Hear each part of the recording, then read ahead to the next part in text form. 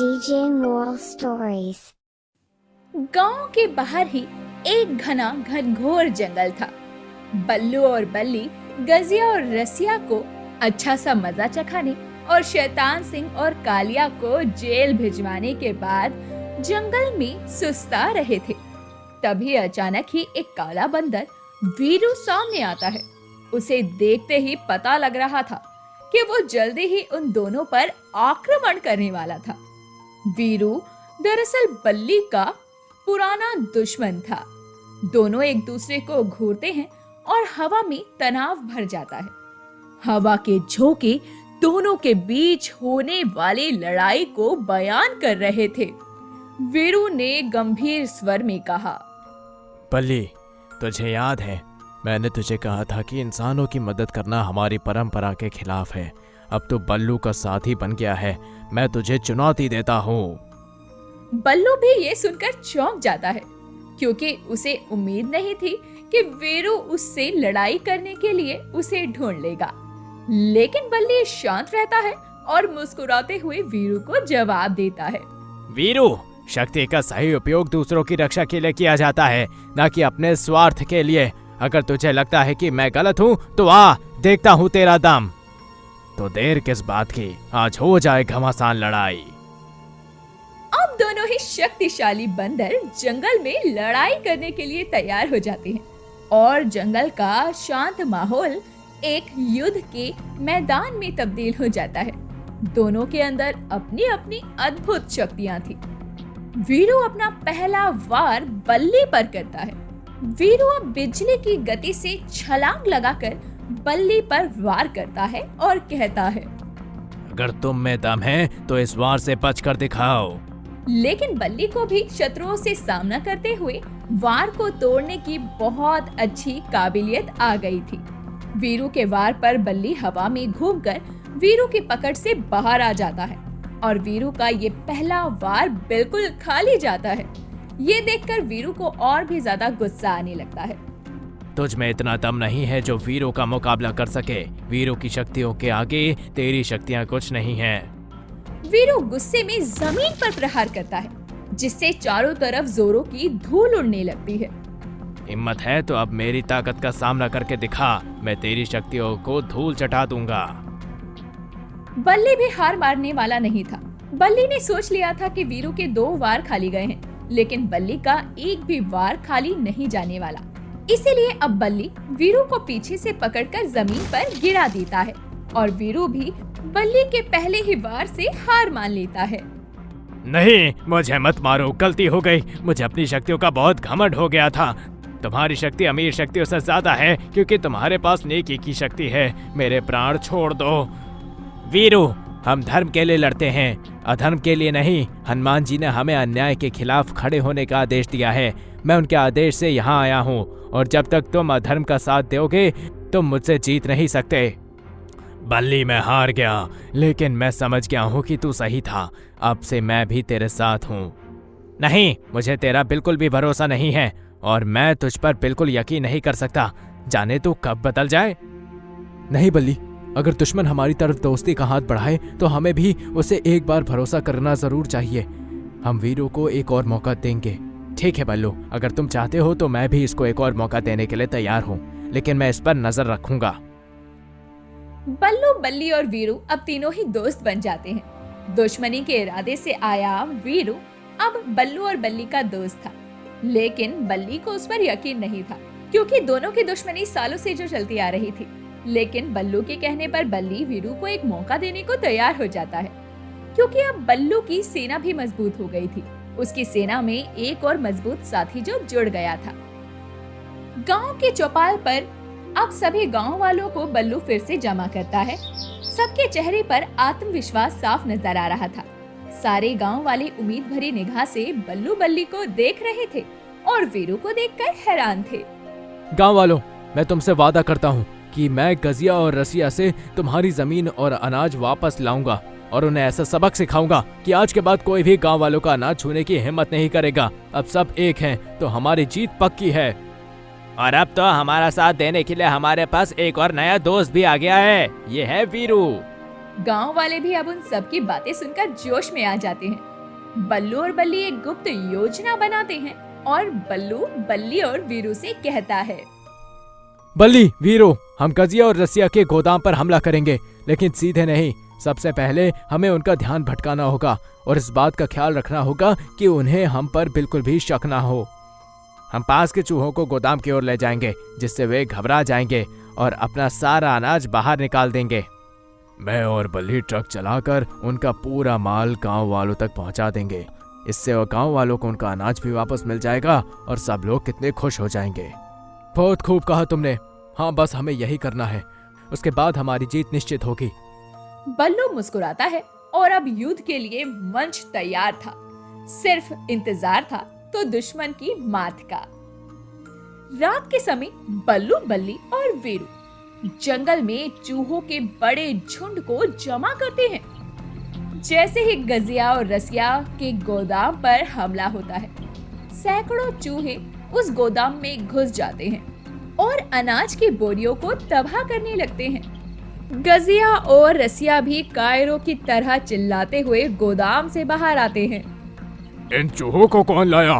पूरा गोदाम बर्बाद हो रहा है। जल्दी से सारा माल ट्रक पे डालो, वरना ये चूहे सारा माल खराब कर देंगे और ये माल किसी काम का नहीं होगा। चूहों ने पूरे गोदाम में आतंक मचा दिया था। गजिया और रसिया के गुंडे चारों ओर भागते हुए नजर आ रहे थे। उनकी चीख पुकार से माहौल अराजक हो जाता है। चूहे रसिया के पीछे दौड़ते हैं और उछलते कूदते दरवाजे की ओर भी भागते हैं। गजिया के पैरों में चूहे लिपट जाते हैं और कुछ चूहे उसके बालों को खींचने लगते हैं। वो डर कर जमीन पर गिर जाता है और एक साथ कई सारे चूहे उस पर आक्रमण कर देते हैं। गजिया मदद की गुहार लगाता है। अरे बाप रे, मुझे चूहों से डर लगता है। कोई चूहों को हटाओ मेरे पास से। अजीब मजाक है, जो पूरे गांव को डराता है वो चूहों से डरता है। तुम सबकी चमड़ी उधेड़ दूंगा। सबसे पहले चूहों को हटाओ, फिर मैं तुम्हें बताता हूँ। गुंडे भी इधर उधर भाग रहे थे, जैसे वो चूहे नहीं कोई ताकतवर सेना हो जिन्होंने हमला किया है। कोई अपनी टोपी फेंक रहा था तो कोई अपना पजामा खोल रहा था, तो कोई डंडा लेकर चूहों को भगाने की नाकाम कोशिशों में लगा था। तभी एक गुंडा जोर की चीख मारता है, ये चूहे हमारा पीछा क्यों कर रहे हैं? बचाओ बचाओ! अरे बाप रे, मुझे तो चूहे से घिन है। कोई हटाओ इनको यहाँ से। डरे हुए गजिया और रसिया अपना अनाज और फसल जल्दी जल्दी ट्रक में लोड करवाते हैं ताकि वो ज्यादा से ज्यादा अनाज सुरक्षित रख सके। सुनो साथियों, जल्दी से जल्दी ये फसल इन चूहों की पहुंच से दूर ले जाओ। कुछ भी हो जाए, हमारी फसल को कुछ नहीं होना चाहिए। हमने गांव वालों से बहुत मेहनत से हड़पी है ये। वीरू और बल्ली ट्रक को चुपचाप लेकर भाग जाते हैं और गांव वालों में अनाज बांटने लगते हैं। भगवान तुम तीनों का भला करे। तुमने हम गरीबों के लिए अन्न की व्यवस्था की है। तुम्हें दुनिया की सारी खुशियाँ मिले। हाँ बच्चों, प्रभु श्री राम ने तुम्हें हम सबकी मदद करने के लिए भेजा है और उद्धार करने के लिए। भगवान के भेजे दूत हो तुम, हनुमान की शक्तियों के साथ। तुम्हारी शक्तियाँ ऐसे ही बरकरार रहे। तीनों अब अनाज बांटने के बाद दूसरा ट्रक लेने के लिए वापस गोदाम पर जाते हैं और जैसे ही वो ट्रक लेकर वापस आने लगते हैं, इसी दौरान रसिया के गुंडे ट्रक का पीछा करने लगते हैं। वो घोड़ों और दूसरी गाड़ियों से वीरू और बल्ली को पकड़ने की कोशिश कर रहे थे। कुछ करो बल्ली, ये गुंडे हमारे पीछे आ रहे हैं। अगर उन्होंने हमें पकड़ लिया तो दिक्कत हो जाएगी। बल्ली के रहते कोई दिक्कत नहीं हो सकती। मैं अभी उन गुंडों को मजा चखाता हूँ। अब बल्ली भी तेजी की रफ्तार पकड़ते हुए ट्रक को तेजी से मोड़ देता है, जिससे गुंडों का संतुलन खो जाता है और सब लोगों की गाड़ियां इधर उधर तहस नहस हो जाती है। वीरू ट्रक के ऊपर चढ़कर रस्सी फेंकता है और गुंडों की गाड़ियां पलटने लगती है। अब मजा आएगा ना बच्चों, अब हमारा पीछा करके दिखाओ। बहुत खूब वीर, कमाल कर दिया तुमने। एक गुंडा जोरों से चिल्लाता है, एक बल्ली ही काफी था, ये दूसरे कहां से आ गया? बल्ली और वीरू हंसते हुए ट्रक को एक गांव तक सुरक्षित ले जाते हैं। तभी गुंडे हार कर वापस भाग जाते हैं। बल्ली को भी वापस अब वीरू पर भरोसा होने लगा था। वो समझ गया था कि वीरू अब असली में उनका दोस्त है और वो ये सब नाटक नहीं कर रहा है। गजिया और रसिया को उनकी कुटिल चाल का प्रकोप मिलने वाला था, क्योंकि ये उनके पतन की शुरुआत जो थी। गजिया और रसिया हारने के बाद जमीन पर गिरकर मुस्कुराते हैं। जैसे अभी भी उनकी हार नहीं हुई थी। उन्होंने एक और जालसाजी अपने दिमाग में बुनी हुई थी। गजिया ने हंसते हुए जहरीले अंदाज में कहा, तूने अनाज को जीत लिया बल्लू, लेकिन क्या तुझे नहीं लगता कि कुछ कमी रह गई है? तेरे माँ बाप कहाँ हैं? ये सोचा है? ये सब तो तूने सोचा ही नहीं होगा, क्योंकि तू तो गांव वालों के भलाई में इतना गुम था, तूने अपने परिवार के बारे में सोचा ही नहीं। बल्लू के चेहरे के रंग उड़ जाते हैं, क्योंकि उसने कभी नहीं सोचा था कि गजिया और रसिया इतनी घिनौनी चाल भी चल सकते हैं। कहो, मेरे माँ बाप कहाँ हैं? अगर मेरे माँ बाप को कुछ भी हुआ तो मैं तुम में से किसी को जिंदा नहीं छोड़ूंगा। वो हमारी कैद में है। अगर तू उन्हें वापस चाहता है तो उन्हें छुड़ाने आ, वरना अपने माँ बाप को भूल जा और इस गांव वालों को ही अपने माँ बाप मान ले। अगर मेरे माँ बाप को कुछ भी हुआ ना तो तुम में से मैं किसी को जिंदा नहीं छोड़ूंगा। वहीं गांव वाले भी हैरत में थे। बल्लू का गुस्सा अब अपने चरम सीमा पर पहुंच चुका था। उसकी आंखें जल उठती है। वो अपनी पूरी शक्ति का उपयोग करता है। तुम मेरे माँ बाप को कुछ नहीं कर सकते, क्योंकि मेरी सेना अब और बड़ी हो गई है और इतिहास गवाह है कि बुराई पर अच्छाई की जीत होकर ही रहती है। और जब तक हम लोग बल्लू के साथ हैं, बल्लू को कोई कुछ नहीं कर सकता, ना ही उसके घर वालों को। मैंने तो मान लिया है कि सच्चाई से लड़कर बुराई कभी नहीं जीत सकती। तुम भी जितनी जल्दी मान लो तुम्हारे लिए अच्छा है। तुम अपने हाथ में से बच जाओगे। बल्ली और वीरू गजिया पर हमला कर उसे दूर फेंक देते हैं। तो वहीं वापस एक चूहा आकर रसिया के पैरों पर दौड़ता है, जिससे वो भागने लगता है। बल्लू अपनी पांचों शक्तियों का उपयोग कर दोनों को बुरी तरह से हंसाता है।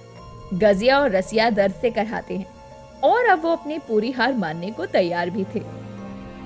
हमें माफ कर दो, हमसे बहुत बड़ी गलती हो गई। हमें जान से मत मारो, हम जीना चाहते हैं। अगर माफी मांगनी है तो गांव वालों से मांगो, जिनको सालों से तुमने परेशान किया है, अपने पैरों की जूती बनाकर रखा है। अब गांव वालों से माफी मांगो। बल्लू के ये कहने पर गजिया और रसिया गांव वालों के सामने जमीन पर गिर जाते हैं और गिड़गिड़ाते हुए गांव वालों से माफी भी मांगते हैं। हमें माफ कर दो गांव वालों, हमसे बहुत बड़ी गलती हो गई। हम गलत थे। हमने आज तक तुम लोगों के साथ बहुत कुछ गलत किया। हम आज के बाद ऐसा कभी नहीं करेंगे। हम आपके आगे हाथ जोड़ते हैं, हमें माफ कर दो। अब तुम दोनों बलिया के आश्रम में जाकर लोगों की सेवा करोगे और अपनी सारी जायदाद गांव वालों के नाम कर दोगे, क्योंकि उस पर तुम्हारा नहीं, गांव वालों का हक है। वो गांव वालों के खून पसीने की कमाई है। और अपनी सारी जिंदगी गांव वालों की भलाई के लिए गुजारोगे। यही तुम्हारी सजा होगी और तुम्हारे गुनाहों का पश्चाताप यही होगा। कुछ ही देर में जब गांव वाले अच्छे से गजिया और रसिया को पीट लेते हैं, तो गजिया और रसिया बता देते हैं कि बल्लू के माँ बाप उन्हीं के घर में कैद है। गांव वाले जाकर अब बल्लू के माता पिता को सम्मानजनक छुड़वा कर ले आते हैं और वहीं बल्लू का गांव में सम्मान किया जाता है। एक औरत बल्लू की तारीफ में बोली, बल्लू, तुम नहीं जानते तुमने हम गांव वालों के लिए कितना बड़ा काम किया है। तुमने हम सबको हमारा हक वापस दिलवाया है, वरना इस गांव में कोई भी ऐसा नहीं था जो इस गांव की भलाई के लिए आगे आए और इन दुश्मनों का सामना कर सके। हाँ बच्चों, तुम लोगों ने हमारे खोखले होते गांव को फिर से एक नया जीवन दे दिया है, एक नई शुरुआत दी। अब हम सब में इतना हौसला आ गया है कि हम भी बुराई पर अच्छाई की जीत कर सकते हैं। मुझे मेरे बच्चे पर गर्व है, उसने सच में कर दिखाया। मुझे लगता था वो हमारे घर का सबसे कमजोर सदस्य है, लेकिन मैंने कभी नहीं सोचा था कि वो इतना ताकतवर होगा कि गांव वालों की भलाई के लिए इतना कुछ कर सकेगा। माँ, ये सब आप लोगों के आशीर्वाद और हनुमान जी की शक्ति की वजह से हुआ है, वरना मैं कुछ भी नहीं था। और भूलो मत, मैंने और वीरू ने भी तुम्हारी बहुत मदद की है। हमें भी थोड़ा बहुत हौसला देना बनता है। अरे बस भी करो बल्ली, क्यों इमोशनल मोमेंट को बिगाड़ रहे हो? बल्लू, बल्ली और वीरू हनुमान जी के मंदिर में जाते हैं और सर झुकाते हैं। गांव में शांति लौट आती है, लेकिन तभी बल्ली अचानक से आसमान की ओर उड़ने लगता है और अदृश्य हो जाता है, क्योंकि वो हनुमान जी का भेजा हुआ एक सेवक था जो कि उन्हीं की शरण में वापस चला जाता है। लेकिन तभी बल्लू के दिल में बल्ली हमेशा जीवित रहता है और वो ये बात बोलकर भी जाता है कि जब भी उसे उसकी जरूरत होगी वो हनुमान मंदिर में आकर बल्ली को आवाज लगाए और बल्ली हाजिर हो जाएगा। बल्लू भी बल्ली को जाने देता है, क्योंकि उसका भी अपना एक जीवन था और उसका जीवन हनुमान जी की सेवा में गुजरे, यही उसका जन्मसिद्ध अधिकार है। इसीलिए बल्लू भी अपनी दोस्ती के धागे में बल्ली को नहीं बांधता। दोस्तों, आपको ये प्यारी सी अनोखी कहानी कैसी लगी हमें कमेंट करके बताएं और ऐसे ही अनोखी अद्भुत कहानियों के लिए हमारे चैनल को सब्सक्राइब करें।